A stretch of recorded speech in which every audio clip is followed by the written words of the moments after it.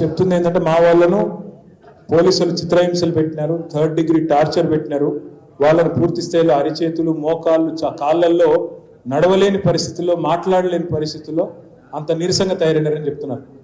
నేను మీడియా వేదిక ద్వారా మానవ హక్కుల కమిషన్ కూడా కోరుతున్నా, జాతీయ మానవ హక్కుల కమిషన్, రాష్ట్ర మానవ హక్కుల కమిషన్ కూడా కోరుతున్నా, దయచేసి సుమోటోగా ఈ ఆడబిడ్డలు చెప్పిన వాళ్ళ మాటను మీరు కంప్లైంట్గా తీసుకోండి, వెంటనే విచారణ చేయండి. నేను గౌరవ మహబూబ్ నగర్ ఎంపీ గారిని కూడా కోరుతున్నా, డికే అరుణ గారు, మీరు కూడా జాతీయ మానవ హక్కుల కమిషన్కు మాతో పాటు రండి. మీ పార్లమెంటు నియోజకవర్గంలో జరుగుతున్న ఈ దుర్మార్గాన్ని కేంద్ర స్థాయిలో కూడా తప్పకుండా చెప్పండి అని చెప్పి కూడా వారిని కూడా కోరుతున్నాం.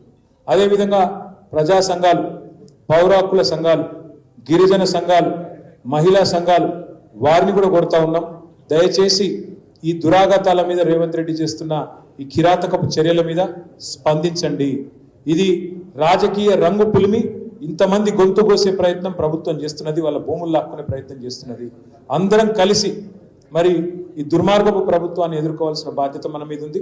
ఇప్పుడు ఈ ఆడబిడ్డలతో ప్రత్యేకంగా లోపల మా లీగల్ టీంతో కూర్చోబెడతాం, వాళ్ళకి ఏ రకమైన వివరాలన్నీ తీసుకుని వాళ్ళకి ఏం చేయాలో అన్నీ చేస్తాం. వాళ్ళకు తప్పకుండా అన్ని రకాలుగా మా పార్టీ నుంచి ఆదుకొని వాళ్ళకి ఏ రకమైన ఇబ్బంది లేకుండా వాళ్ళ పిల్లలు వాళ్ళ ఇంటికి వచ్చేదాకా కూడా మేము అండగా ఉంటామని చెప్పి కూడా తెలియజేస్తూ, జ్యోతికి డాక్టరు వైద్య సేవలు కూడా తప్పకుండా మేమే దగ్గరుండి చూసుకుంటామని చెప్పి కూడా తెలియజేస్తూ, ఇంత దూరం వచ్చినారు ఆడబిడ్డలు, మీ అందరికీ కూడా నమస్కారం. తప్పకుండా మీ అందరికీ మేము అండగా ఉంటామని మళ్ళొకసారి తెలియజేస్తూ